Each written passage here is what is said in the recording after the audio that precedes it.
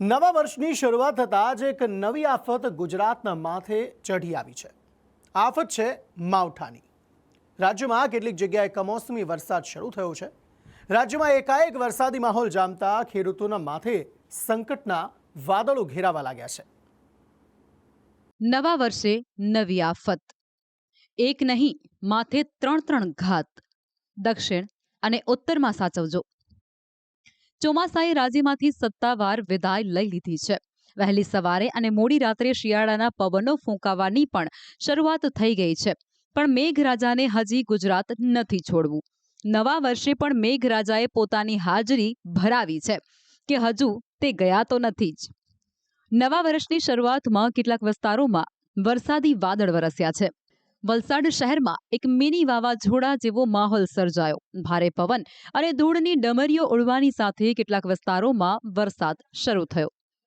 વલસાડ શહેરની સાથે ધરમપુર, કપરાડા સહિતના ગ્રામ્ય વિસ્તારોમાં પણ વરસાદી માહોલ જામ્યો હતો।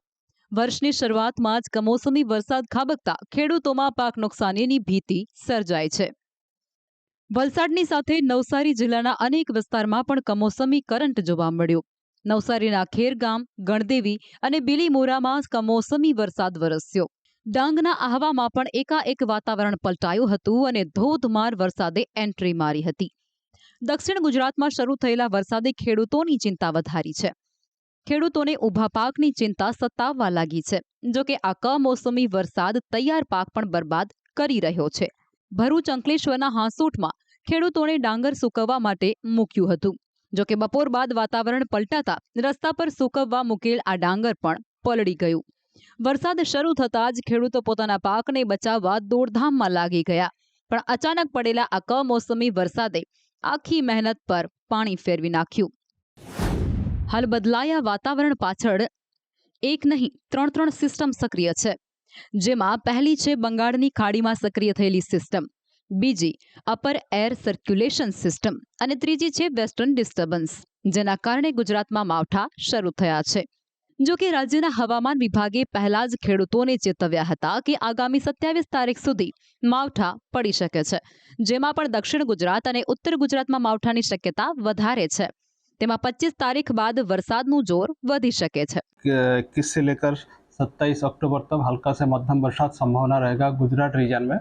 मेनली साउथ गुजरात की जो जिला है नवसारी, वलसाड, दमन, दादरा नगर हवेली और तापी, इसके लिए हम हल्का से मध्यम बरसात का पूर्वानुमान दे रहे हैं। और उत्तर गुजरात में जो 3 जिला है इसमें साबरकांठा, अरावली और महासागर के लिए 25 तारीख से लेकर थोड़ा सा आइसोलेटेड प्लेसेस ज़्यादा डिस्ट्रिक्ट में बढ़ेगा। જાણીતા હવામાન શાસ્ત્રી અંબાલાલ પટેલે ચેતવી રહ્યા છે કે ઓક્ટોબરના અંત સુધીમાં એક મજબૂત તોફાન ગુજરાતમાં આવશે, જ્યારે નવેમ્બરમાં પણ વરસાદી માહોલ રહેશે। પરંતુ ધીરે ધીરે આ માસના અંત સુધીમાં, એટલે કે એક વેસ્ટર્ન ડિસ્ટર્બન્સ આ માસના અંત સુધીમાં આવશે। આ માસના અંત સુધીમાં બંગાળ ઉપસાગરની સિસ્ટમ વધારે સક્રિય થશે અને અરબ સાગરમાં પણ એક તોફાન બનવાની શક્યતા રહેશે, જેના કારણે લગભગ આગામી 5 નવેમ્બર સુધીમાં રાજ્યના ઘણા ભાગોમાં વરસાદ થશે।